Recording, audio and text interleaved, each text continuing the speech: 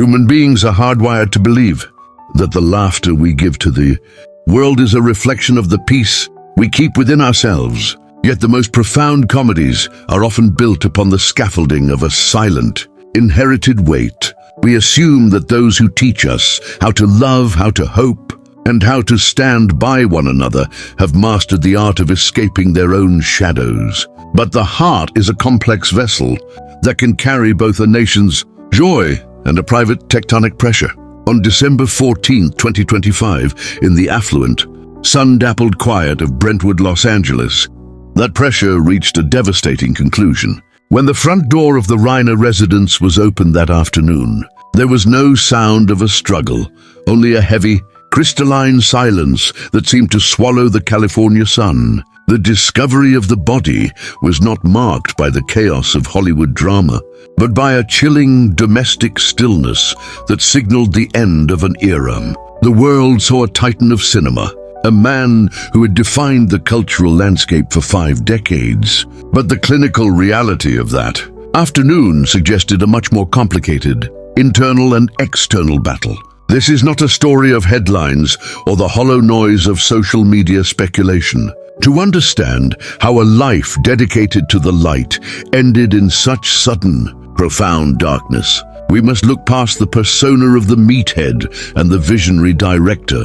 We must look at the physical and psychological record left behind. The truth of Rob Reiner's final moments does not lie in the rumors, but in the meticulous, objective findings of the medical examiner, a report that finally strips away the fame to reveal the vulnerable human being underneath. The story of Rob Reiner begins not with a camera, but with a shadow, a large, brilliant, and often daunting shadow cast by his father, Carl Reiner. To be born into the royalty of American comedy in 1947 was to be born into a world where performance was the primary language of love. Young Robert grew up in the Bronx, surrounded by the giants of the Golden Age, men like Mel Brooks and Sid Caesar, who used humor as a shield against the traumas of the past. For Rob, the dinner table was a stage where the stakes were impossibly high. He was a sensitive child, acutely aware that to be seen, he had to be significant. This early environment forged a relentless perfectionism, a drive that was less about ego and more about an existential need to prove he belonged in the room. But behind the burgeoning talent was a young man grappling with the physiological toll of high stakes, expectations. Friends from his early years recall a boy who felt things too deeply, whose empathy was so porous that he often absorbed the anxieties of those around him. This psychological makeup, a blend of fierce intellectual discipline and a fragile, almost raw emotional center, would become the engine of his greatest works, but also the first crack in his foundation as he transitioned into adulthood and skyrocketed to fame as Michael Stivic on All in the Family. The world saw a brash counterculture icon. Internally, however, Reiner was navigating the peculiar claustrophobia of being a household name.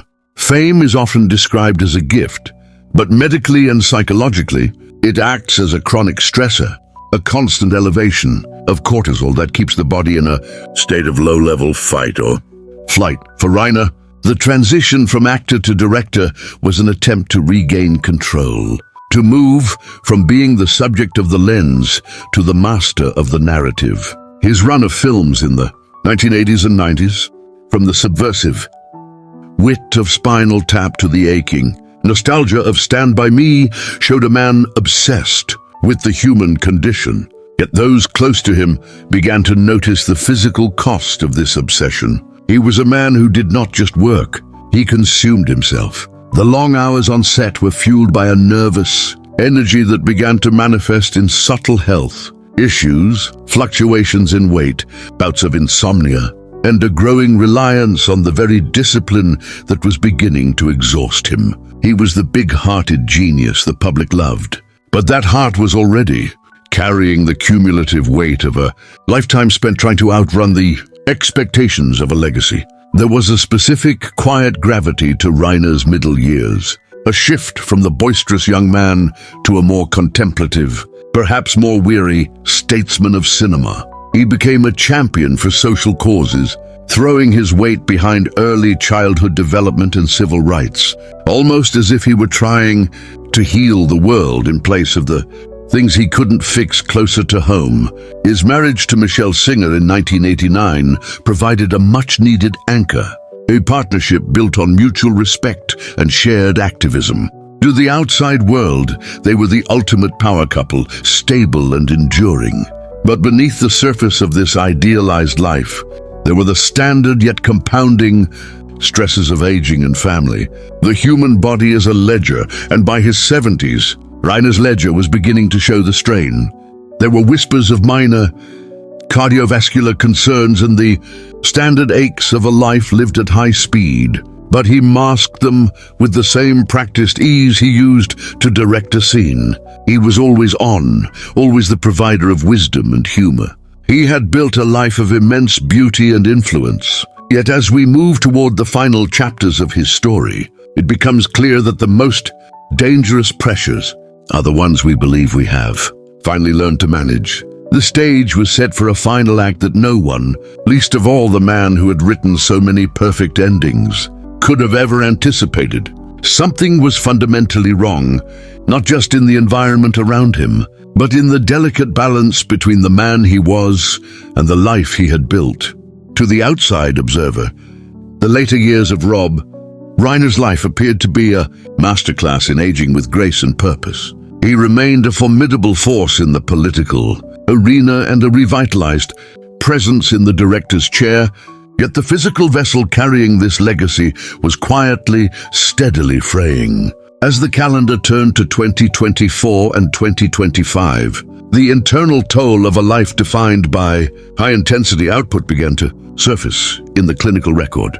Behind the gregarious interviews and the sharp-witted social media presence was a man grappling with the cumulative weight of age-related cardiovascular strain.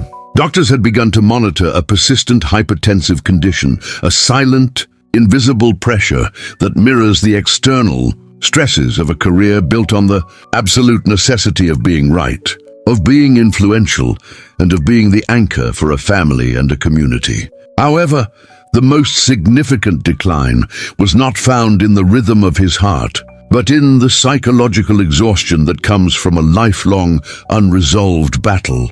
For years, Rob and Michelle had lived in the orbit of a private tragedy that no amount of Hollywood success could film away. The recurring struggles of their son, Nick, the medical and police records from the years leading up to 2025 paint a picture of a household under a unique kind of siege, the siege of parental desperation. We now know that the tranquility of the Reiner estate was often a fragile veneer. There were documented instances of domestic turbulence, including a 2017 incident where the guest house was significantly damaged during one of Nick's relapses. For a man like Rob Reiner, who sought to order the world through his narratives, the inability to fix his own child's neurochemistry and addiction was a source of profound, chronic psychological erosion. By late 2025, those who saw him up close, away from the bright lights of the Spinal Tap 2 set, remarked on a change in his posture, a dimming of the legendary meathead fire.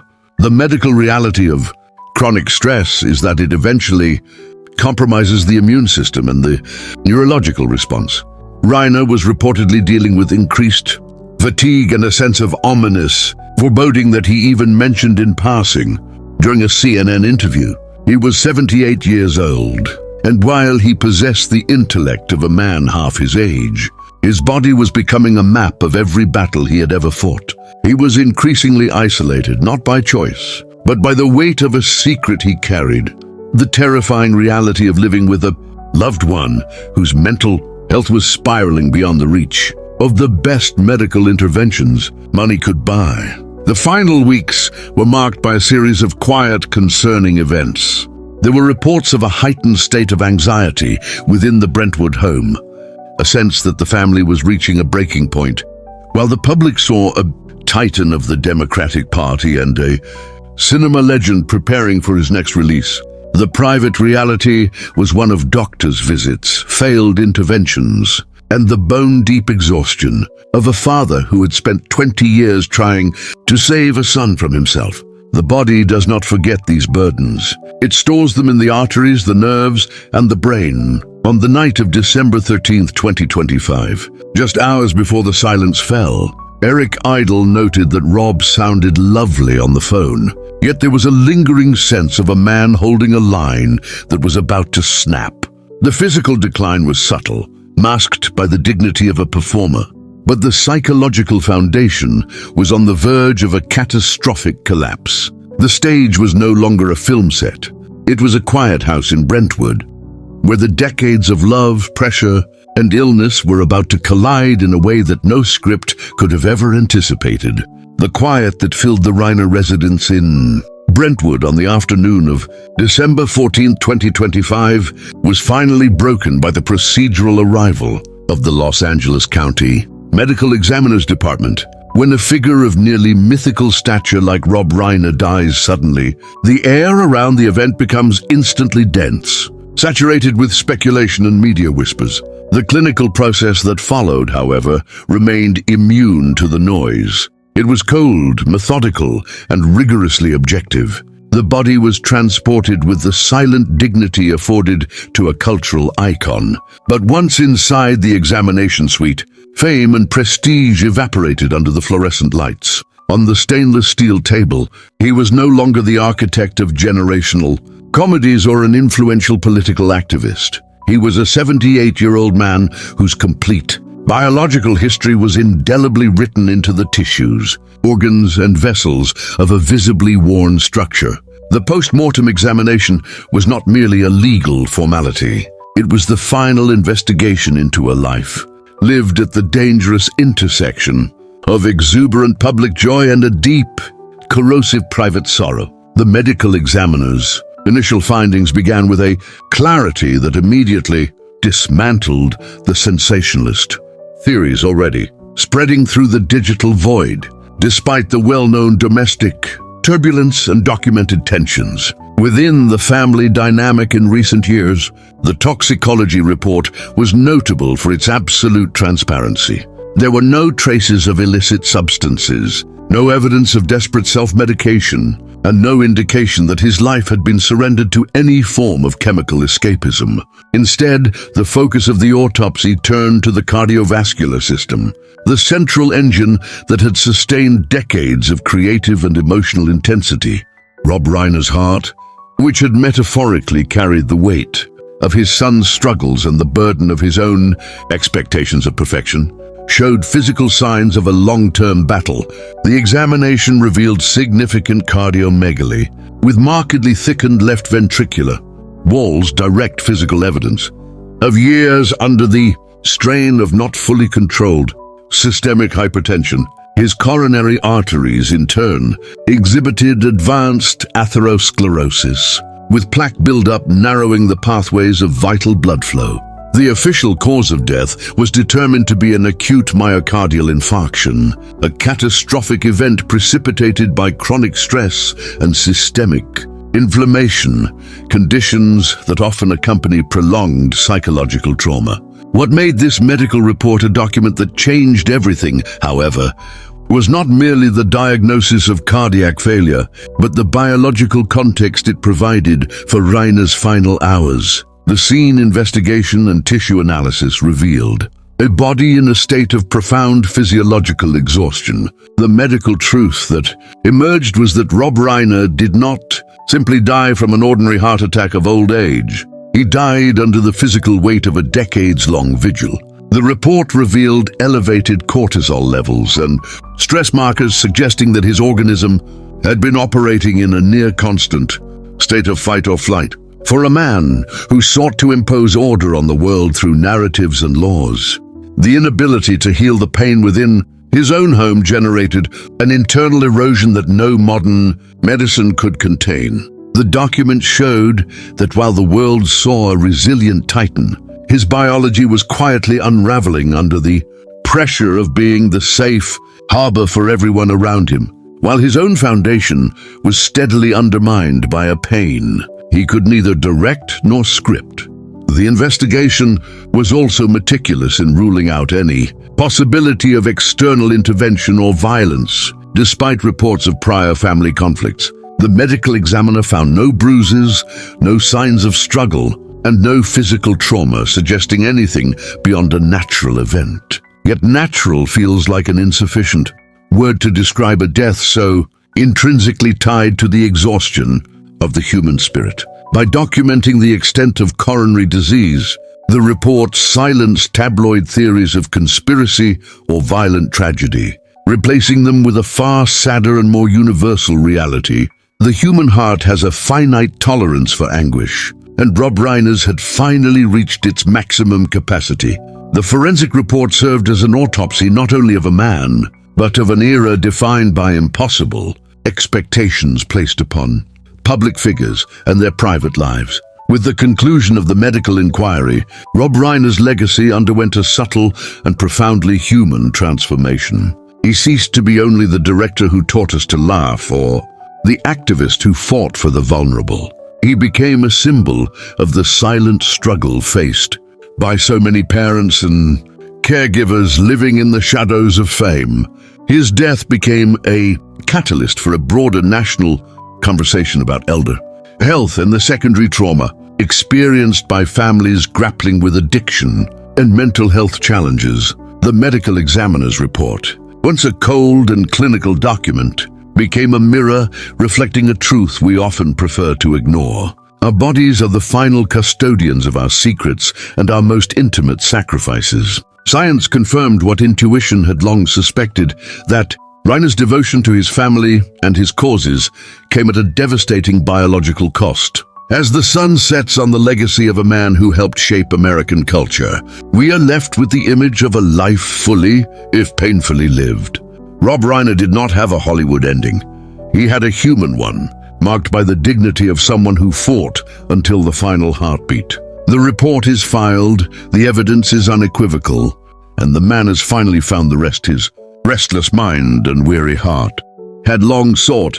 There is a profound irony in the fact that his final story, the one he never had the chance to edit, is the most powerful and realistic of all his productions. We invite you to reflect on the impact of Rob's journey and on the invisible strength required to carry burdens we never show the world. Please share your thoughts on his legacy in the comments below and subscribe to continue exploring with us the human truths that exist behind the major headlines and the glare of fame.